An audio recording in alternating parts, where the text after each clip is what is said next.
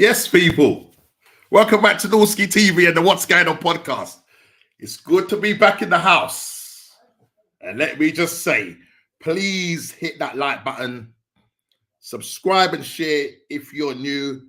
I've got 5 on it. Yeah, baby. Come on, let's see. Come on, everybody. I got 5 on it. Come on, Big D, you join me in the back room. Yo, anybody else join me in the back room, yeah? We got 5 on it. Woo! Baby. Anyway, forget about my voice. It's a little bit shaky. But listen, people, hit that like button, subscribe and share if you are new. We have got an awful lot to talk about today. And yes, Arsenal played yesterday. Today, pressures on Liverpool. Merseyside derby. They go away to Everton, who are fighting for their lives. Come on, Everton. Come on, the Toffees. Let's do something here, mate. Come on. But yeah, people, there's so much to talk about over the last week or so. The weekend, European fallouts. Yeah, it looks like all the English team, bar one, are still in a European semi-finals. The likes of Liverpool, Man City, Arsenal, all tumbling out of the European competitions last week. And we will touch on that a little bit before we go into the Premier League fallouts as well and FA Cup fallouts and whatnot. We've got a lot to talk about. So listen, let me stop waffling and let me get on Mr. Big D and Mr. Kofi, not Klopp this time. It's Kofi FSG out. Well, change the title there. We'll see what's going on there, bro. As we know, Big D has always been Glazers out. It's been a bit of a switch for Mr. Kofi Klopp. He's gone to FSG out. I've never really been a fan of them, but just got to make do with what they offer on the table. Man. Well, listen, everything. Well, don't worry, Kofi. At some point in the show, I will give you your slot. Yeah, for you to say what you need to say. Yeah. It's a special slot for you. Yeah. D, we're gonna give him his slot. Yeah, for the show, right? So he can say what he needs to say. All right. I don't know what he's gonna be talking about, but we're gonna give my guy. We're gonna give him a specific slot. Yeah. I was so gonna rant like hard, but I'm just deflated like a balloon. Look, listen, we're here. We're here for you. Lie on the couch. Big D, Norski's here. You got time, Kofi. It's that time. Yeah, we can talk you through this, bro. Yeah, we've all been down that road, brother. Yeah, and you're about to enter that road, so we'll talk about it. Yeah, well, big up to you guys. Please hit that like button, subscribe and share if you are new. And before we go into the show, let me do my duties by going around the table. And first of all, I'll go to Mr. Big D just to find out how you've been. How's your weekend been, bro? Yeah, doing all right, matey. The weekend went far too quickly as always. But yeah, doing okay. Yeah. Supposed to be a bit of a laid back one, but I got to catch up with some of my in-laws that live nearby, so that was a nice Saturday evening. Big up Michelle. And man. Right. Yeah, Michelle, big up yourself. Big up yourself, big up. And so that's it, mate. A traumatic FA Cup semi-final that we're gonna get into, and wow. Yeah. Oh. These brothers, boy. Put people in early grades without foolishness. I don't even know if you should be showing your face on this show about, I don't know if you should be showing. I mean, the thing is, we're face with each other, but I mean, wow. You know what? I mean, between trying to enjoy the Lord's Day and an FA Cup in the same day semi-final, it was a very what an experience, my friend. A roller coaster of emotions. That's what I can say. Like, yeah, man, these mans they've worn me out this season. They really have. I mean, I put on the shirt because I'm a real fan. That's why I'm the real Big D. You know what I mean? I put on the shirt for these man. Absolutely. Back your club, man. Back your club. I was debating just putting on one of my basketball shirts tonight. You know what I mean? Because I'm like, do these mans even deserve this free advertisement or advertising on Normski TV? I'm not sure they do, Norms. I should just go take the top off, innit? Really and truly. Yeah, well, it's big up to you, Craig, man. Say, bro. Yes, Craig, big up yourself, bro. Craig, I'm gonna just sing this song. I got 5 on it. Yeah, come on, people, join me on the game. Come on, let's do it. You got 5 on it. Yeah, come on, man. You every week. What, baby? Anyway, listen, big up to you, everybody. Big up to everybody. And Kofi, let me come to you. You're not known today as Kofi Klopp. You're known as Kofi FSG out. We will go into that title change, name change by default. I wonder why, but we will go into that. How are you doing, though? Doing well, surviving, planning ahead, but a little bit confused. Yeah, I can see by the way you're wearing that hat. I'm just. I'm being pulled left and right now, and I'm about to pull these grey hairs out a little bit further. Somebody help me today, man. Somebody help me today. Sorry, honestly, bro. I've got a Merseyside derby to watch, and I don't know what team we're going to turn up, because if we don't get something today, boy, that's. We kind of put the pressure on you today. Yeah, emphatic win yesterday, but yeah, we will go into that. But I know of the news that came out today.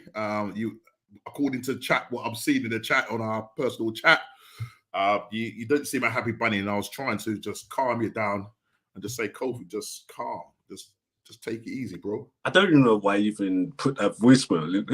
It wasn't working. I tried. I was trying my best.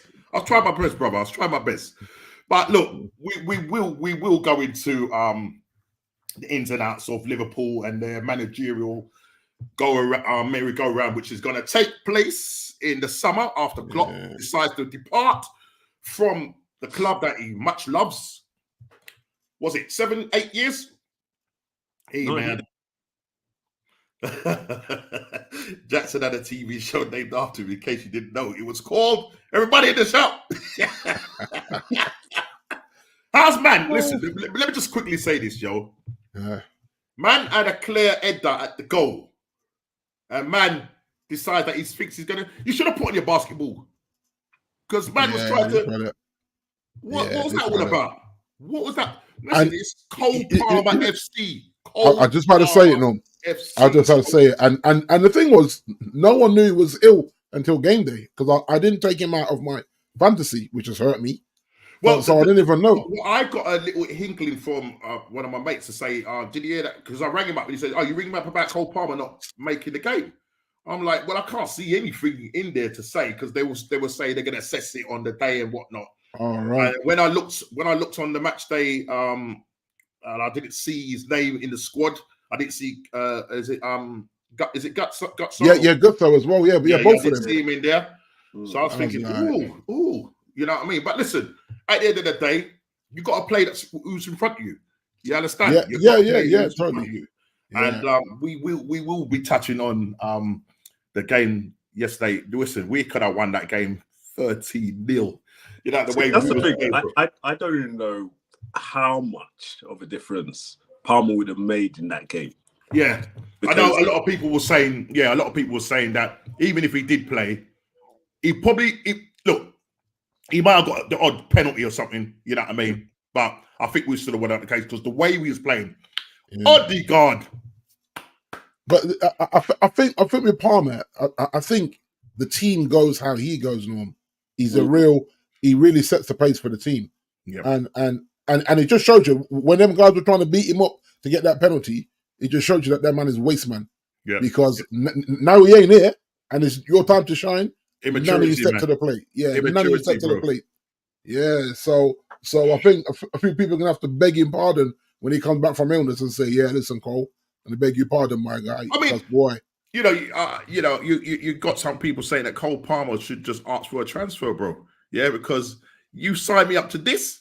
If it wasn't for Cole Palmer, man, that man could be fighting relegation, bro. Exactly. They could be fighting relegation. And Norms, let's not pretend the likes of Real Madrid and Barcelona ain't just keeping an eye on this kid to see what's going on there. Yeah. Because if they keep thinking a joint up, he's gonna want to go out, man. He can't be 100%. Playing at that level and man's around and just failing. As Craig has said in the chat, the midfield that we have been waiting for. When I saw that yesterday, I thought, this is it. This is the first time since the Charity Shield that Thomas Partey is played alongside Declan Rice, and you can see absolutely the difference. But listen, people, we will go into that later on in the show.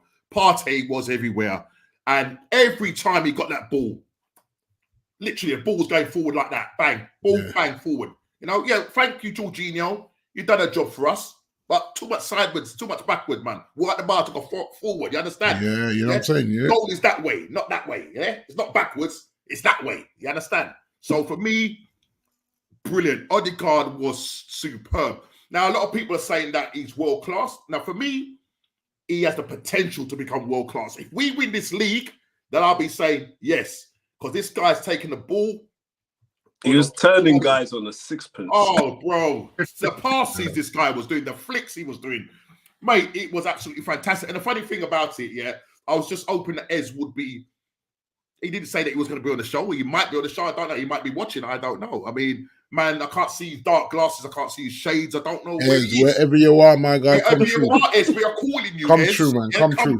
I mean, Dave, and the funny thing is, I don't, Coach, you might want to call that Mr. David Worry, because last week he was on there and we said, he's quite looking forward to the game on Monday. I have not heard a stitch out of him. I don't know if you've got any words for Mr. David Worry, Dubai. Oh, blue moon, don't worry. It's just a shadow. Killer Kai never dies. Killer Kai, bro. I know the pressure he was getting, innit? Man, give it some of that. Give it some Kai of that. Havertz is coming good 11, now. I believe he's got 11 goals this season. Yeah, it's coming good now. Premier League goals, bro. I don't know what his GA is. Yeah. But bro, that's the most he's scored. So it looks like Mr. Arteta's got something out of this guy. Play him in the right place and you will get the results. You started him. If you started him up front from the beginning, maybe, we would have probably been a few more points ahead. You get me? And the thing as well is that you look at this, and when we played in the Wolves game, and he decided he was going to play Jesus and play, Havertz in that 8. Well, I'm thinking, why? Why are you changing back? Why are you doing that? Go play in the right position, because you are a false 9. You can play up front. You're not. For me personally, you're not a midfielder. But what I did like yesterday was his link-up play was absolutely fantastic. Falls over a little bit too much, but the 2 goals he took were absolutely brilliant. Congratulations on Coventry City. They were the real winners. We will come into that, Mr. Craig. We will be dealing with that. Yeah. CFC. The guy, I'm just surprised that Diaz hasn't got a paper bag over his head. Why man just come on the show with his Hey, I'm coming on here with chest, right? Because all right. We'll wait. Because you guys know that in our WhatsApp group chat, I've been a real one. I've called it how I saw it. I know. Just bad. No, the back to school. You go to school, but I mean? For people like Craig, I was on the phone, D, and I saw you stressing out in your nice front room. You know what I mean? I was just like 70-inch TV or whatever it was. Yeah, and the joke was she just kept coming in. Walking in, kissing her teeth, and walking back out again. And she was like, "This one, I don't watch football anymore." Yeah, I heard the missus. Man, she was not happy. She was not happy. But it is what it is. But we are going to go into that and that. But I just kind of want to touch on the European games that took place last week, and basically, we got 3 English teams ending up out of the European competitions. Ourselves, going out to Bayern Munich, that was not a good quarterfinals. It was not good. I was really upset the way we played that game. And Saka, I don't know what that guy was doing. I know he's absolutely tired now. I think he's, when people say that, people are bigging up and saying he's not a world-class player. He's not. He's a very predictable player. And it could be that he's carrying injuries. It could be that he's carrying injuries. I don't know. But the last 10 games or so, he's just absolutely dropped off the edge of a cliff. Dropped off. And it's not a coincidence, Norm. Him and Rashford is not a coincidence for me. Yeah. And I probably shouldn't even put Saka in the same sentence as Rashford, because I think Saka is a way more consistent player than Rashford. And the thing that I think he has the club at heart. Yeah, it's not about himself. I would say that it's not about himself. And if you look at him, he's a very humble guy. Sorry, go on. He's a very humble guy as well. Yeah, I'm saying you can't keep overusing guys like Saka like every game throughout the season because he's going to have that burnout period. Yeah, and it always seems to be around about this time. And the thing is, the problem is, as I said, the Arteta Edu didn't get a player. You know, it's all right signing Reece Nelson. If you're not going to play the guy, then why did you sign him? Why did you give him 100,000? Do you know what I mean? You should have gone and got somebody better. How old is he now? 23. Saka, but 22, 23, something like that. Right. So, if you think about it, he's still got another 10 to 12 years of football. If he doesn't have injuries, you don't want him to burn out early, mate. That's what I'm saying. There's no reason for. And I get it. You have to remember these managers overpay the players to save their jobs. Let's not kid ourselves. Yeah. Because I'm watching it with Ten Hag. Yeah. But as a player, if your knock is that, everyone wants to play. I get it. But if you know you're carrying a knock, you got to say to the governor, "Listen, man, I'm carrying a knock here. Yeah, but if you don't need me tonight, let me have the night and heal properly." But every time Arteta's question about this, about Saka, he's always he wants to play. And it might be the case, but you're the gaffer. And you feel when they wear them vest things, so at some point they're now in the red zone. Yeah. That's time to take him out. This guy is playing. I remember he had an Achilles problem. He's playing him with injury. Yeah. He looked every time. I know there's this notion that when he doesn't have a good game, he's limping about or he limps off and all that. Yeah. Last night, you're thinking you're 3-4 up. Take him off. He takes him off in the 82nd minute. Oh, no point, is there? There's no point. I just don't get it. Do you know what I mean? Don't get it once all. And so, for me, Arteta and the way he's managed him, you know what I mean, and Edu in terms of getting a player that can test and be competition for Saka, they have done that because you can clearly see that he doesn't trust the likes of Reece Nelson. Yeah. You can clearly see that he doesn't trust Vieira. You can see that because they don't. He came on last night, for his little cameo. I mean, I think the guy's been injured since the beginning of the year, so he's come on, but he's not. For me, he's not a winger. I don't even think Saka's a winger because I you know what I mean. I see him more as playing more central because as a 10, it just false 9 or a 10, he just doesn't he doesn't go past players. He picks up the ball. You know exactly what he's going to do. He's going to cut back on his left foot. I know Wright has come out and said that he needs to use his right foot more, practice like that. And the likes of David Beckham, all them players that are dedicated. I'm not saying that Saka's not dedicated. Yeah, working that right foot.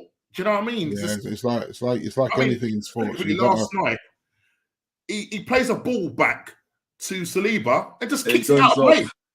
He kicks it out for a corner. Yeah. Oh wow. When he kicked the ball back, Saliba wasn't even in the shot. I'm thinking, who's he kicking the ball to? You can see this guy's tired, and you know what I mean. I think he should have. And I think some of it's mental as well. Now he's going to play in the North London derby. You know that for a fact. Yeah, but I think some of it's mental as well. Yeah. And I think a good manager will protect players from. Fergie's do it all the time. It's just like you're sitting this one out. It doesn't matter if you got the hump. You're sitting this one out because I need you for North London derby. Exactly. Because the truth is, he could have sat Saka out yesterday. Yeah. And still won. A lot of people were saying that to play and still won without him. To play because obviously Martinelli hasn't had a brilliant season. But they were saying go with Kai Havertz up front, go with Jesus on the right, and Trossard on the left, or Trossard as the false 9, and play Trossard as the false 9. Or either way, do you know what I mean? But give Saka a rest, you know what I mean? But this is why I like why Klopp made changes even for the Fulham game, because he could see that guys like because that was Salah, he changed that totally. Nunes were just not there in the game, and he said, "Look, I'm going to give guys who really want to play a chance." Yeah, is it true? Cove, is Jota out again with a hit? Injured. Is he? He's injured again. And this is the problem, and this is the inconsistency. This guy's made of glass, he's literally made of glass. Yeah. Wow. Crazy. That's coming back. That's like his third injury, right, Cole, for this season. Like his third injury, isn't it? That's like his third injury this season. Yeah, third injury. Ridiculous, mate. Do you know how long he's going to be out for? Did they say how long he's going to be out for? Klopp was saying about 2 weeks, but this is critical time, and it is a critical time because he's one of your more clinical strikers. Yeah, just who can to put the ball in the back of the net. We've got West Ham coming on the weekend, and then I think we have Tottenham at home. Yep. So, like those 2 games. So those 2 games, he's not likely to feature in. Yeah. See, that could be a problem because Salah's kind of dropped off a bit. You know, he's probably thinking about Qatar now. You know, Qatar move and all that. You know, you know what I mean. And maybe he probably will start thinking about the Qatar move when I give you your slot to talk, Kofi. When I give you your slot to talk, you understand? Don't start. but I forgot to say what the show is about tonight. And just quickly, you know, Prem review, European fallouts, all of that. Ref watch, some controversial stuff again this week, especially when it comes to Ashley Cole in that game, the Nottingham Forest 3 times. Right, we'll come to that. Ashley Ashley Young. Yeah, Ashley Young. And the thing is, did you see the interview? He almost admitted it on the interview, like, all 3 of them could have been penalties. I looked at all 3 of them, and as far as I was concerned, they're all penalties. Do you know what I mean? And there's been this back. I mean, you saw the statement that Nottingham Forest came out with, so they have said that they might want to take it further. What's your thoughts on that, Norm? We will come back to that when we come to the reference. When we mention, but I know some people will say, you know, just carry on and play. Why are you making up noise? I mean, a lot of the media was saying, you know, it's a disgrace that they're bringing this up and that. But then the media, the media have got an agenda as well. They have, yeah. You get me, but we'll come back to that. Is it shameless to celebrate Man U's terrible FA Cup win? And the 4th one, is the title race wide open, or is it inevitable that the favourites will win this? And we all know who the favourites are, and that's Man City. And what's going on? Prediction results: game week 34, and the Fantasy League shout out. Well, but Big D at the end of the show. So just coming back to the European stuff, like 3 teams have gone out. Man City, Arsenal. Man City going out at home to Real Madrid on penalties. Arsenal going out to Bayern Munich.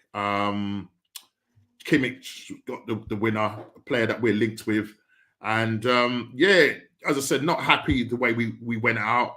And I think the first leg cost us because we really had the chance to put them to bed and we didn't do it. And we ended up, you know, taking that first leg 2-2 back to Bayern Munich, and they, you know, you're going back to the Allianz Arena, and to be honest, nothing. It was very much a chess game, you know what I mean? But the pace, it was pretty much a boring game, and then it was who's gonna, you know, blink first, and literally. and it was Bayern Munich, and after that, you know, Saka again was terrible in that game. I think the last bit of the game, tried to take a quick free kick, went wrong, and it just summed up Arsenal. Yeah, he went to take a corner, couldn't even beat the first man, and then the referee blew up Arsenal out in the quarterfinals. Bayern Munich, you know, we've got nothing to play for now because they've lost the league. So, you know, they're going to end up playing Real Madrid in the semi-finals, where Dortmund's going to be meeting PSG. There's no English teams. Nope. Does it say something that, just quickly, guys, does it say something about the Premier League? Is it all meant to be? Back in the day, you know, lots of English teams winning the finals, getting through to finals, semi-finals, and finals and winning it was strong. But they're now saying that, you know, you've got a French team in there, you've got 2 German teams in it and a Spanish team in there. Real Madrid always do what they need to do. And I think the favourites for me are Real Madrid to go and win a 15th title. And I think this is what I like about Ancelotti. He knows how to win ugly. And because I thought that they looked a little disjointed, but they did enough to contain and frustrate City. And so you look at it and go, Ancelotti, man, this brother. You know what I mean? He's been, as I say, he's been there before. He knows. Yeah. He's the Don. He's the Don, mate. Yeah, Don Carlo, man. I don't call him Don Carlo for nothing. You know what I mean? But in terms of the quality of the Premier League, I don't think there's too much of a drop-off. I don't know whether it's because our teams play a lot more games and we don't really have such amount of a break in terms of the winter break, because it kind of affected the teams along the way, playing too many games even through the Christmas period. But I don't know. It's because listen, I wouldn't blame it on that, because we've been doing that for years. So I wouldn't blame that, because if you go back a few years where English teams was dominating Europe in the sense of winning Champions Leagues, winning the European Leagues, and that, we were still, as a matter of fact, we didn't have no winter breaks then. True. Yeah. So do you know what I mean? Now that we've got a winter break, they were able to rest the first part of that winter break in December. That's right. Yeah, it was like a staggered, wasn't it? So they staggered it. So I'm not putting it down to that. I'm just wondering, is the Premier League what it is, made up to be? Because they're saying it's the most exciting league in the world, but is it the most technical? Do you know what I mean? Because is it more competitive than, say, the Bundesliga or the Liga? Yeah, if you look at it, Norm, it's probably more physical than technical. I'm not saying they're not technical players in there, but more athletes. Yeah, but if you look at those other leagues, they have way more technical players than in the Premier League. Yeah, it's very much a power and passion, pace and passion. And there's more, especially in the Champions League. There's more tactics. You understand? Yeah. So that's what I'm saying. Arsenal going to that game against Bayern Munich, they didn't have the best of a competition during their Bundesliga title race, but the way Tuchel set up the team, you know what I mean, and you're thinking it's a different tactics Arsenal couldn't work out, because Arteta's got these guys playing to a system. If that system doesn't work, it's like, what's plan B? Do you know what I mean? Man City, I think out of, say, maybe Arsenal, and Liverpool are kind of more like the European style, because they're very technical players. You know what I mean? Yeah. But you have to learn to kind of slow the game down a little bit when you do come into play some of these big European teams, because it's not always about a gung-ho, go for it. And classic, Kofi. You could look at Atlanta. They came to your ground last week, Thursday. Yeah. Slapped you 3-0. They shut us down just immediately. And, they had a different style, man marking, and it worked a dream for them. And we just couldn't do anything. We were nullified, putting long balls up the top, and they were just like bringing it back. And they were winning every second ball. And as you read, they didn't give you no time on the ball. And then obviously you went to their stadium, and I know back in 2020 or so, I think you beat them 5-0 there.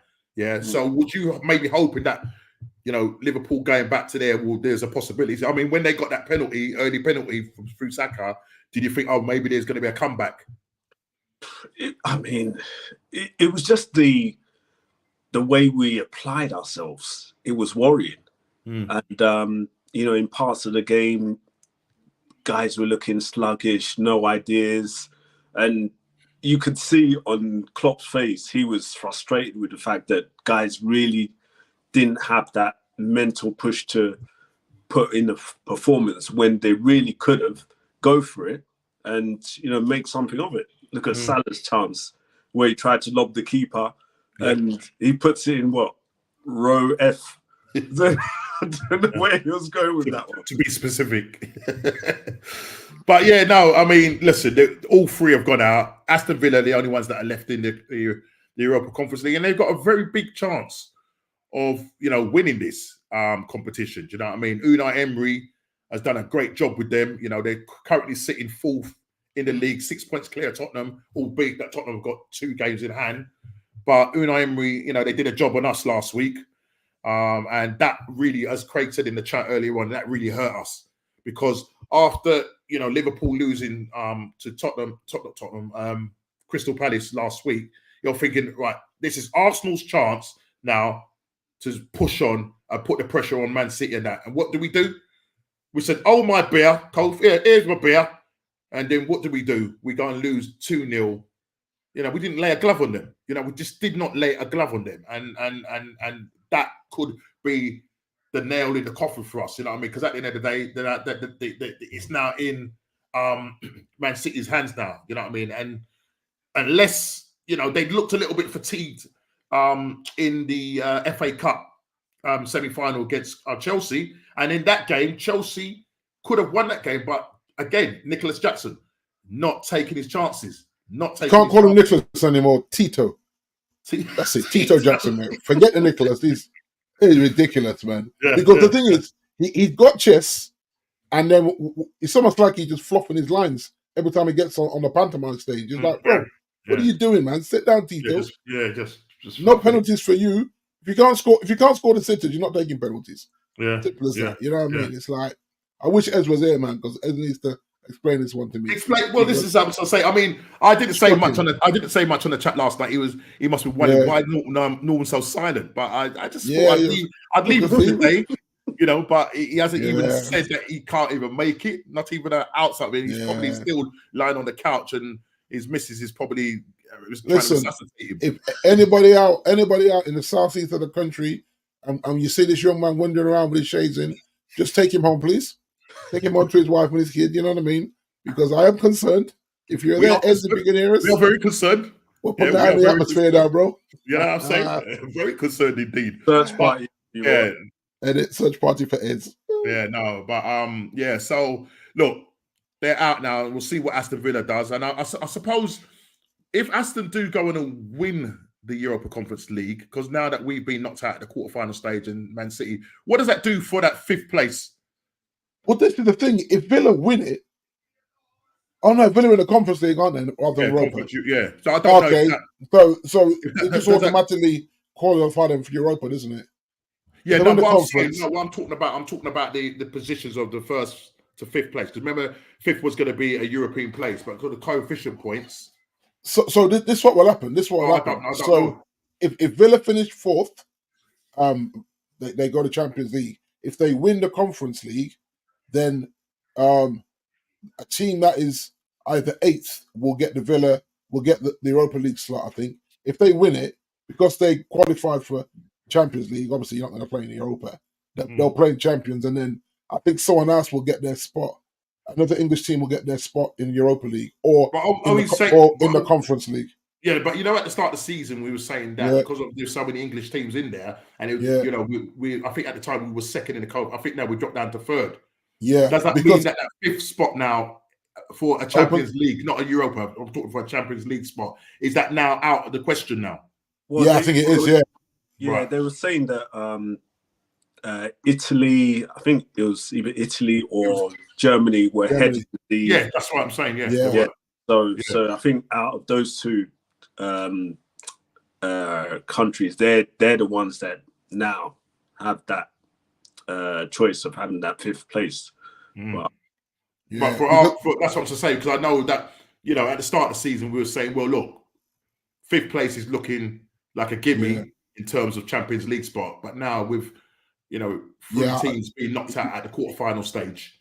Yeah, if you look at it, Norm, I think if either you, Arsenal or City had got to that final, and Liverpool had got to the final of the Europa League, then I think we would have got a 5th spot for the Champions League. Yeah, but is there a chance? I don't know if it was you saying to me. I don't know if it was on the show or it was just in conversation that because now that you're in the final of the FA Cup. Yeah. If you even if you lose, is there a Europa League spot? See, this is what I'm thinking, that because City in theory are going to qualify for Champions League, then I think as if we don't win it and we're the runners up, then I think the runners up will go into the Europa. Right. It's going to be weird though, isn't it? Because if we drop off to like 7th or 8th or whatever we are now, 8th, yeah. I think are you currently 6th? No, I think we're 7th. You sure? Yeah, we're in the until we play tonight. Who's above you then? Hold on, let me get it up there, Norm. It's Brighton, was it? No. No. I said, here you go. Newcastle, mate. Yeah, we're 7th because we're on the same point. We're on the same points and the same games as Newcastle. But they've but got Newcastle more goal got a plus 17 goal difference. We're minus one. Minus one after game week 32. You know. Wait, you played Sheffield United tonight? Tonight, yeah. Oh, you could get that goal difference up, I'm sure. You would hope so, no? because I just saw the lineup. There's no Rashford. Wow. He's starting Eriksen with Kobe Mino in midfield. Right. And starting Anthony. Where's Bruno playing in there? I think Bruno's playing in the 10. Right. Oh, yeah. But listen, that's definitely a win for you guys. You just got to get your goal difference up.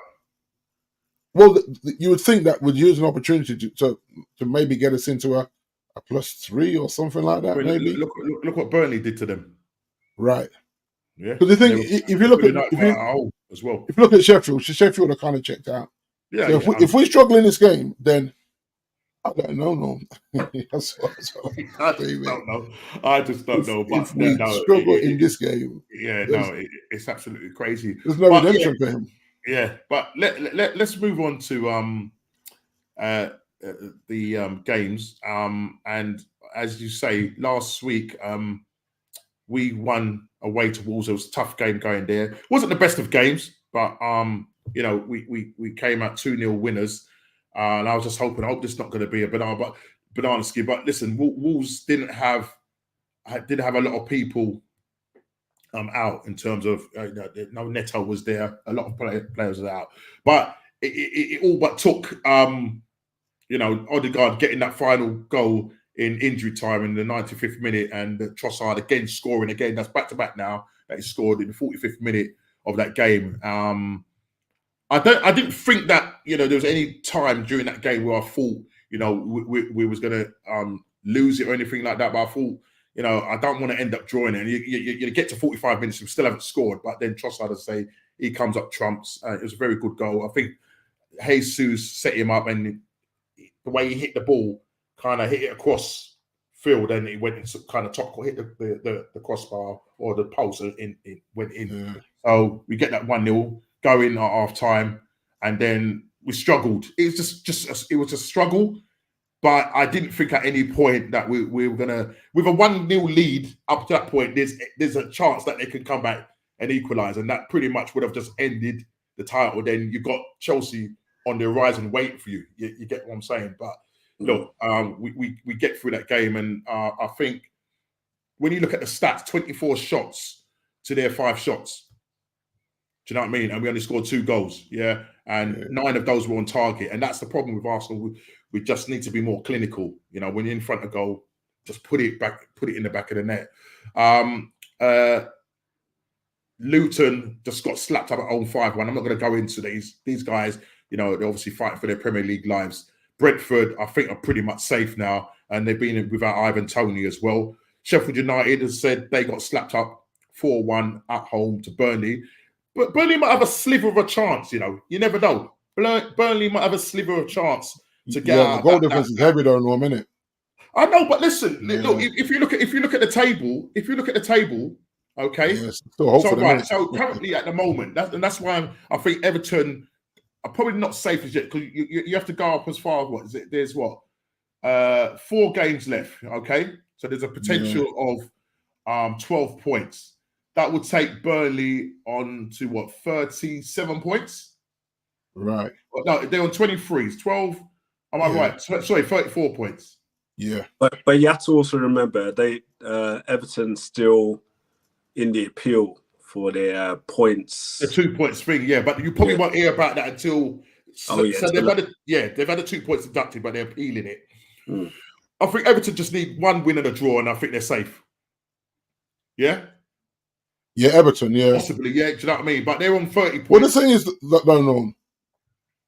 If Everton do lose and Luton and Forest win, then that's squeaky bum time for them, brothers, Yeah, that's what I'm trying to say. Nottingham Forest, again, listen, Man City have got to go away to Nottingham Forest as well. Points. Yeah, they've got to go away to Nottingham Forest as well. So it's good. Man City have got, in the 6 games that they've got left, because they've always got games in hand, they've got 4 away games. as opposed to our 2 away games. I'm not too sure how many away games Liverpool have got. Kofi, how many away games have Liverpool got? In the last 4 games. We have, or 5 games, should I say? Because I think it's either 3 or 2. So we got we got Saturday. Yeah. So we got today, got Saturday, and we have. So you're away to Everton, away to West Ham, and then you're going to be. So that's 2 away games, and then you've got a home, and then have you got another away game after that? Our last 2 games we got Villa, so it's 3 away games. Villa away. Yeah, Villa away. So you got Everton. So these are your away games. Everton tonight, West Ham at the weekend, and then Villa. But that's it sandwiched in between a home game, I'm assuming. Yeah. So the Villa game would be our last, the second from last. Isn't it?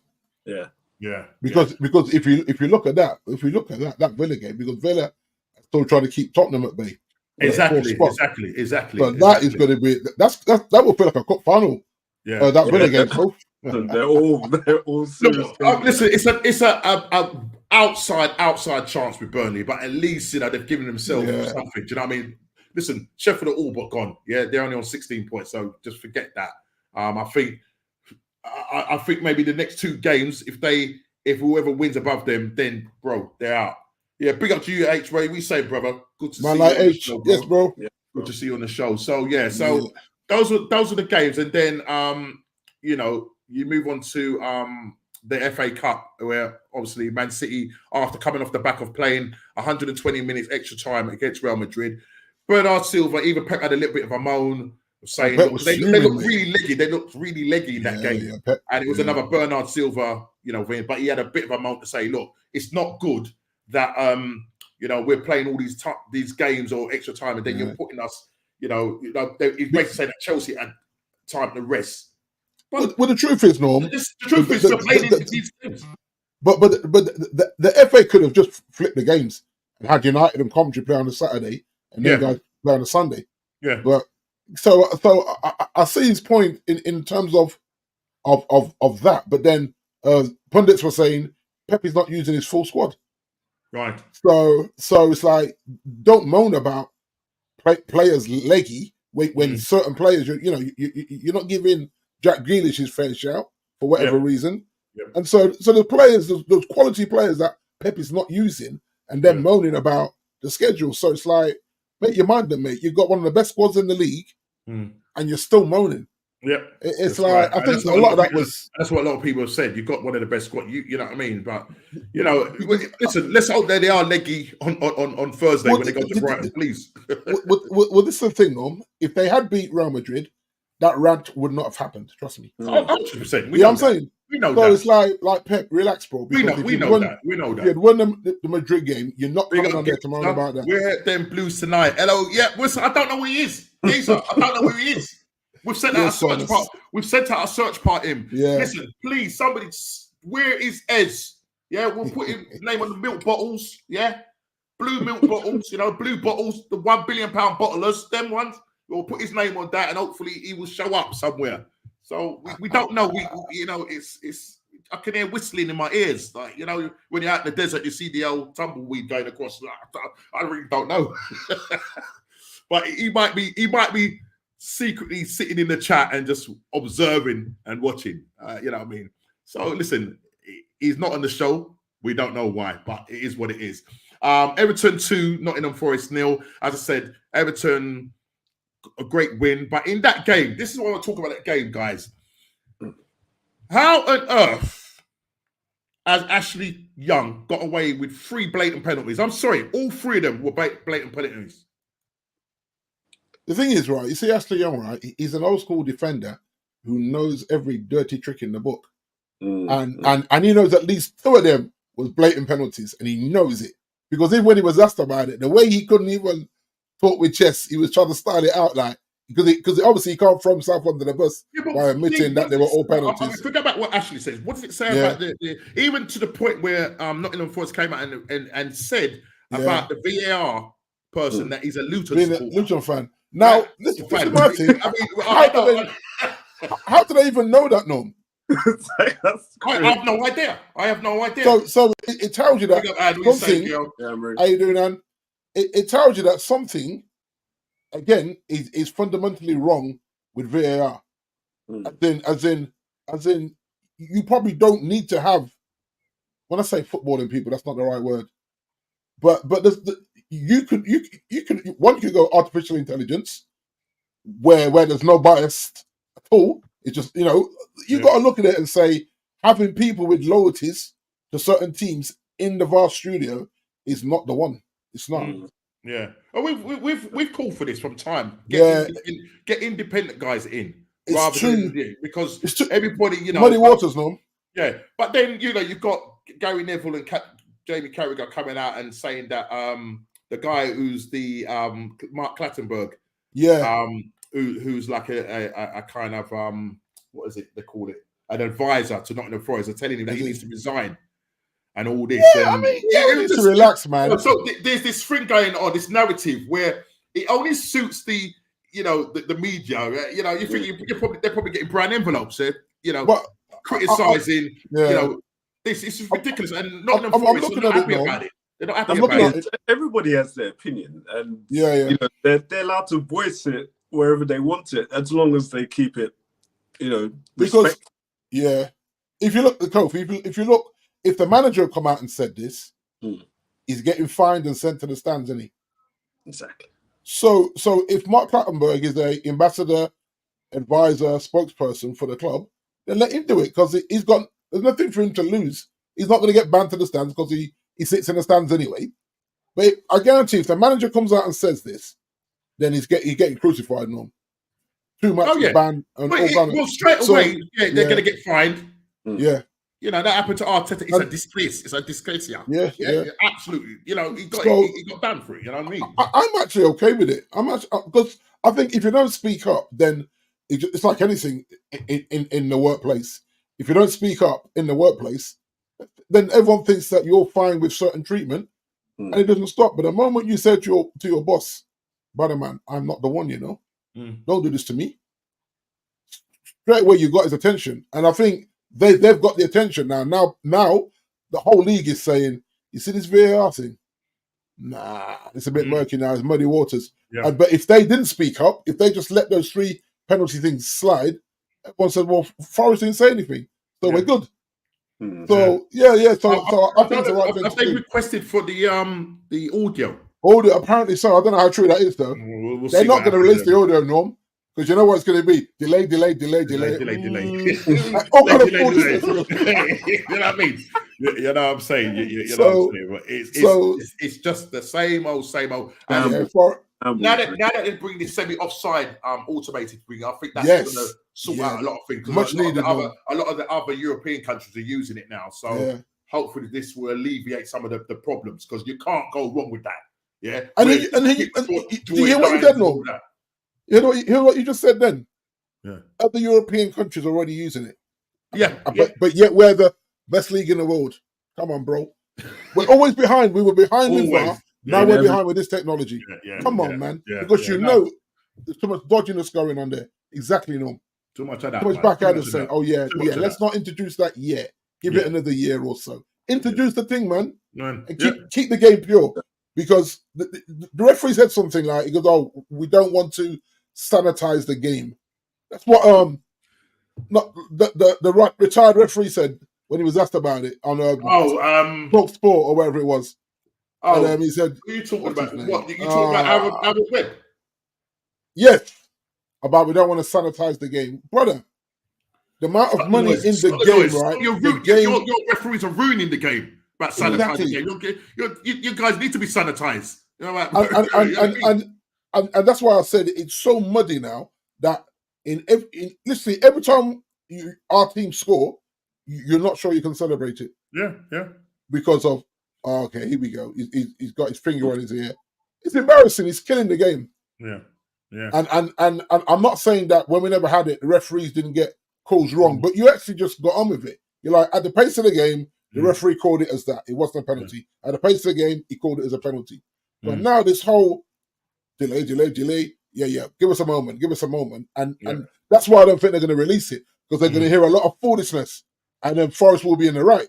They say, see, even these guys didn't know what they were doing in there. Yeah. And if someone slips up and says something off on the mic that is picked up, did you hear what he just said then? Covering like, them. Yeah, exactly, Cole. Yeah. Unless the Premier League order them to release that, they're not releasing that.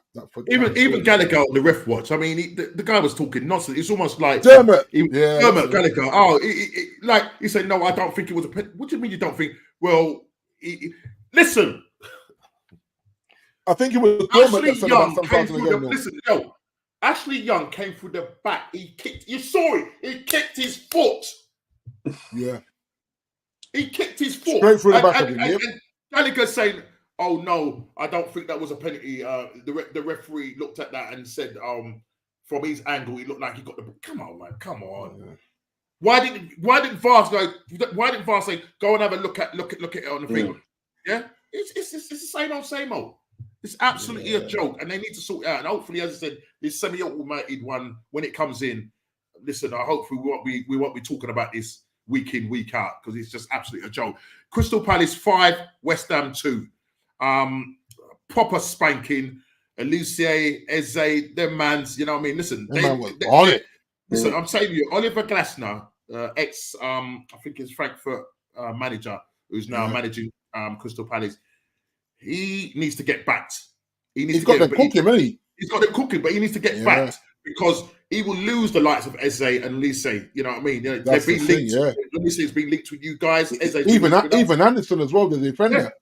Yeah. So he needs to be back because I think if they try, funny enough, I was talking to a Crystal Palace supporter today who does grassroots at he's a grassroots coach and he's a big Crystal Palace fan. And he's saying that we need to hang on to the likes of Elise, and it's going to be difficult in Eze because you can build a team around him. And I think this Oliver Glasner, he's a very good coach, and he plays. You can see his tactics. You know what I mean? Even when he's playing against Liverpool, you saw what he did. You understand? Yeah, and I think way more. Yeah, if he gets the backing, I think he could get this Crystal Palace further up the table. You know, they always seem to be around that mid-table thing, but I think he can get them further up the table, but he needs to get backed. But it's holding on to the guys as well, Norm. Because the thing is, it's holding on to those guys, at least say Eze, Anderson, even the striker, Mateta. Like, when he gets a service, man, he's a handful, isn't he? Not necessarily for us, Norm, but you don't think, Norm? You don't think? Because I don't rate it one bit, mate. Probably suiting the playing style of Palace, but probably not everybody. He's definitely not a top 6, 7, 8 player. I'm telling you that, D. Yeah, he's the sort of guy that he'd be my. If he was playing for Arsenal, he'd probably be my 3rd or 4th choice striker. That's not what is like a. It's like a plan C Lukaku then or something like that. Yeah. Put it like that. Probably a plan D. A plan D Lukaku. Okay. Why? You know man. Probably a plan D. You know what I'm saying? Big up Junior, what you saying, bro? Bring up to you, brother. Man, like Junior Martin, big up yourself, man. But listen, Crystal Palace, safe. They go again. But as I said, the owners need to back this guy because I think he's a very good manager. And obviously, Liverpool go to Fulham and was hoping that Fulham would be the ones to maybe create an upset, but they win that game 3-1. At one point, it was 1-1. Defensive errors. Kofi, just a quick, You know, that kind of defensive frailties has been shown for months, seriously. And, it's ridiculous. It's like you can actually feel the tension that the opposing team are actually going to score. And it was just so evident in parts of the games where if Trent switches off, then there's a chance that play is going to go beyond him and they're going to get in position. If one of the defense switch off Kwanzaa or Konate, then a chance that there's going to be a goal. And it was one of those things that we just got over the line and eventually, but we've got to do better. I mean, going forward. I think Jota got the third goal, didn't he? A fantastic free kick from Trent to make it 2-1. Was it? Yeah, he did make it. He made the first goal. He got the first goal. Sorry, who got the second goal? Gravenberch. That's right. Yeah, Gravenberch, as David calls him, graveyard.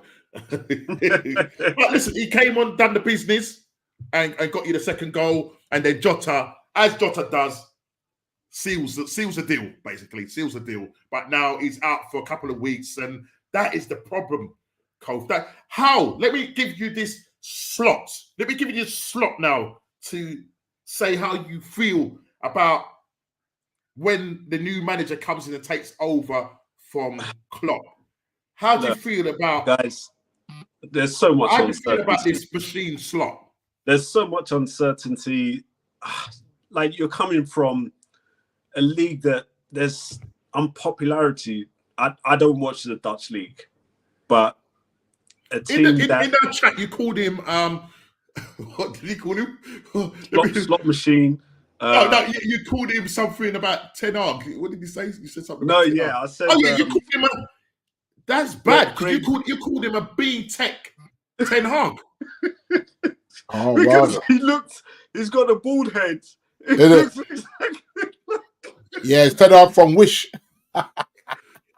Bro, but you was going on about, I was going on about Arteta, that, he's not the man to take us over the line, you know what I mean, take us over to the next level. You say trust the process. You've got to trust the process. You don't know what this guy's going to do. Look what happened with Ange when he came from Celtic. He went to Tottenham.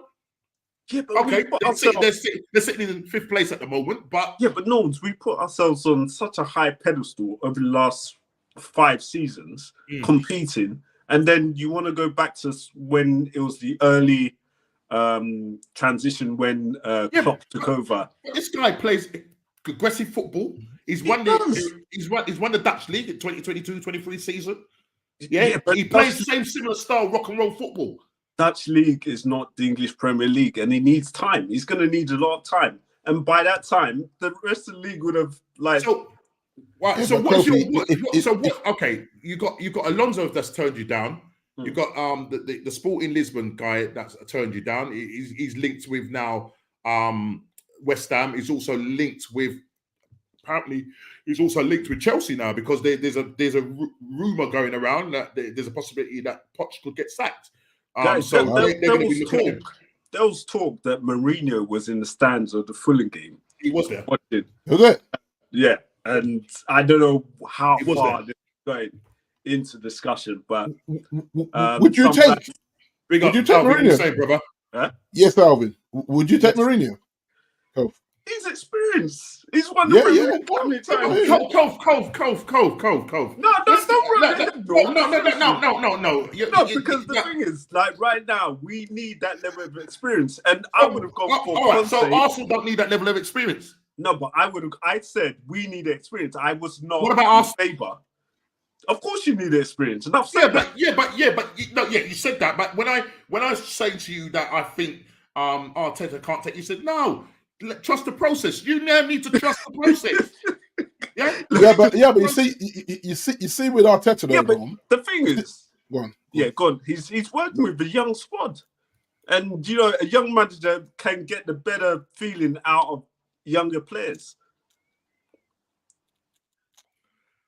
See, he's doing it right now. If you look at Arteta, I think Arteta, Norms, and I know you probably won't like this, but he's getting his on-the-job experience now.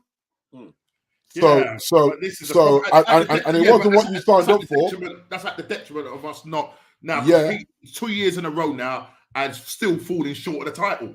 How long is it going to be before we say, right, come on? But this is the thing, Norm. If he does fall short this year, that's 2 years now of figuring it out. He'll get a proper striker in. And he'll get covered for Saka, and then there's no excuse for him now. I mean, everyone's saying, "Oh, you got to remember, he's going up against Pep," but Pep has made bare mistakes this season. He won't admit it. Jay said never. No, he's experienced, man. Jay, what do you think of the machine slot coming in? What do you think of the machine slot from Feyenoord? Yeah, experienced manager. What are you saying? Big Why up, can't we go? What you say, bro. Big up to you, Why brother. can't we Yes, go? that's it. Please, guys, hit the like button, subscribe, and share if you're new. Come on, don't let me take my slippers off now. Go on. Like, even if Liverpool said, let's change the formation and take on Conte, I would have been happy with that right now. With everything that's going on, just to reshape the way we play. It may not be the prettiest, because Conte is a very pragmatic defensive guy.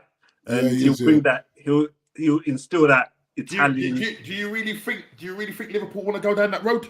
Yeah, but the thing is, I've looked at our defense and we look so shaky, and he'll bolster that up. And I don't mind us playing different style of play, like just to see how we work. Going away from that rock and roll football to passive football. Come on, man. Something refreshing. Something refreshing. You know?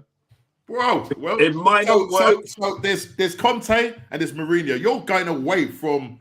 Yeah, but it might not work for the first season, but the players would have to get used to it. And you know, the likes of Salah, if Salah goes, if Verd decides. What about De Zerbi? What do you think about De Zerbi? Again, young manager. Has he got that experience? Yes, Premier League. He's been there for a few seasons, but can he galvanize players who, you know, they won't really look at him as someone serious to take on that role? I don't know.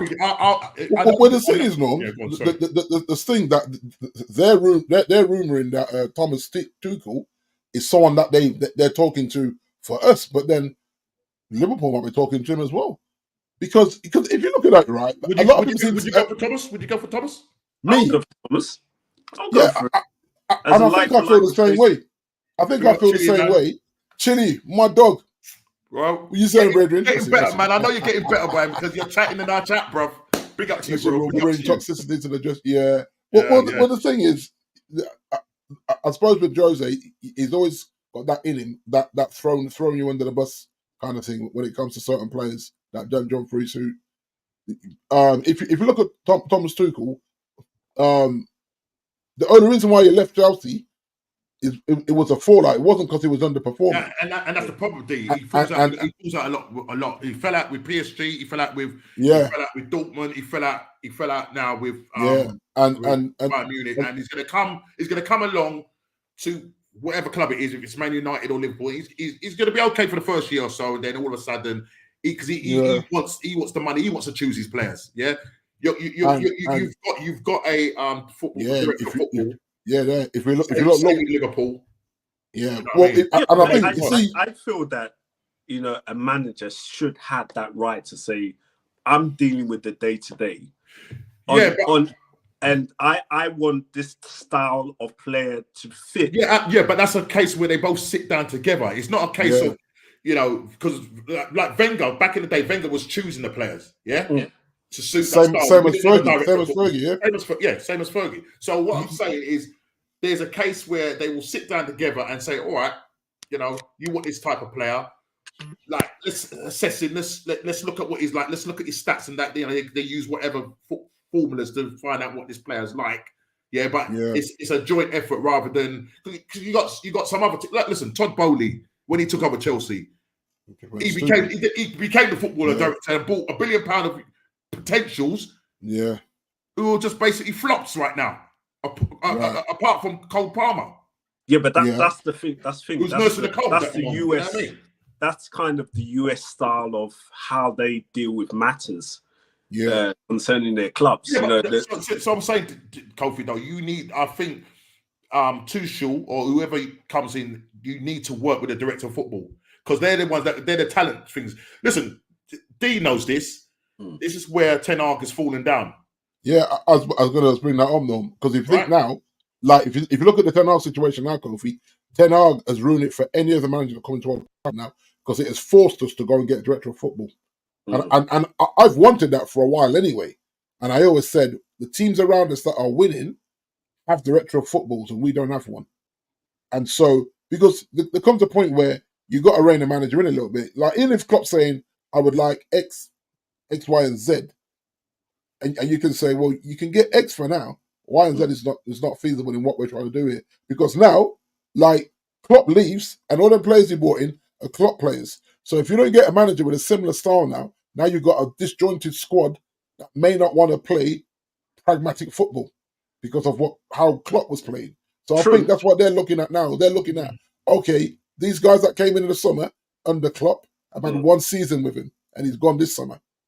So who comes in now is expected to work with... Yeah, because these guys are all on 2 or 3 year contracts, so maybe 4 year contracts. Yeah. So you're not getting rid of them easily because of the contracts and I'm not saying extortionate wages, but high wages and long term of the contract. So the new manager, he slots in and straight away he's like, okay. I think that's maybe what Liverpool want. They want this to be seamless. Yeah. Otherwise, there might be a slight drop of Kof. What I'm saying, there might be a slight, as you said, there is that worry, and I know you're worried because you got your hat wearing it that way. Yeah, so I know you're worried. Right? Now he's on the Snoopy flex norm. He's cool. He's on the Snoopy but the thing is, Tuchel will demand that the players play to that high level, and it will be immediate. It won't be like you know. So why don't you think that? Why do you think the machine slot won't do that? No, it's not. To me, it's not that he's not going to try and demand that, but obviously he's going to come into a new league, needs to feel his way into the league, and also you're saying you're basically saying you want a manager that has managed in the Premier League. So Tuchel was managed, he's gone out and come back in, rather than getting somebody from the Dutch league, because you obviously don't rate the Dutch league, yeah, and you don't think that this machine slot, because according to your texts and figure, you was a very angry man. Yeah, you've calmed down a bit, but you was very angry in your chat. I won't say what you said, but you was very angry. I'm trying to reason with the fact that the prospects of the media. You're worried that you're going to drop off big time, innit? Yeah, of course you're going to see that drop off because there's so much uncertainty. Are you anxious? Well, I'm shaking. I'm asking. It's not. Listen, transition is not a nice thing. Yeah, it's hard times. When Arsene Wenger decided that he was going, like, it's like you, D. Yeah.